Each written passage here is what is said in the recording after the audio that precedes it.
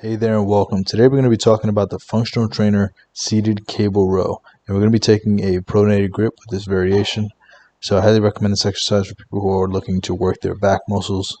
So the first thing you're going to want to do is set up your height of the machine, of the cable, to a little bit lower than hip height, and then your rotation arm, put that to about a 1, so that way you're inside the machine as much as possible.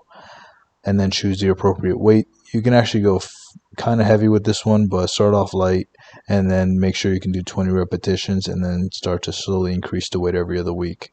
Sit up nice and tall with your chest up.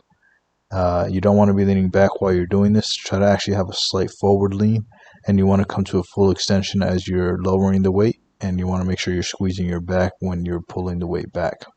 But before we continue, a word from today's video sponsor. I'm today's video sponsor, and if you'd like help losing fat or gaining muscle, there are a few ways I can help you down below. Either set up a free consultation with us, purchase through one of our free affiliate links, or purchase one of our instant access affordable training programs. Can't wait to be of service to you. Now let's get back to the rest of the video. And those are really important tips, but the main thing that I want you guys to focus on is the protraction and retraction of the scapula. So what I mean by protraction is basically your shoulders. Just hunch your shoulders forward as the weight is going back to the start position. So right there, you want to actually push your shoulders forward. What that's going to do is going to stretch your back. And then when you're pulling the weight back, I want you to actually think about squeezing your shoulder blades together. Imagine there's like a penny in between your shoulder blades, and you're thinking about squeezing that penny as hard as you can when you're pulling the weight back.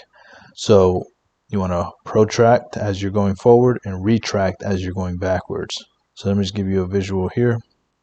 You're going to first protract, retract, protract, retract, protract, retract. And that's basically all you have to really do with back exercises. A lot of people also like to use the cue, like drive your elbows back. That's what you want to do, but you also want to keep your chest up while you're doing that. That way you can actually contract the back muscles instead of just bringing your elbows back with your shoulders still in a protracted position, if that makes sense. Another thing I want you guys to do is to make sure that you're keeping the tempo nice and smooth. So notice that I'm not resting at the top or the bottom. I'm keeping the weight consistently moving. I'm not pausing. And the reason that is intentional. You want to keep as much tension on the muscle as possible. You don't just want to do reps for the sake of reps. You want to be doing good reps, quality reps. That way you can benefit the most from this exercise and break down the muscle tissue safely. And then when you eat protein, carbs and fats and hydration and sleep, then you're going to start building the muscle. So here's some common mistakes. I don't want you guys leaning back while you do this. That's what I was trying to kind of say last time, but here's the visual for it. Next thing is you don't want your shoulders protracted the whole time while you're doing this. So you need to retract that scapula. And like I said, if you're driving your elbows back but your shoulders are still protracted, then you're missing out on the exercise a lot, and there's a very high chance you're going to get injured. And the last mistake I want you guys to avoid is doing half reps. Don't do half reps at the bottom or the top.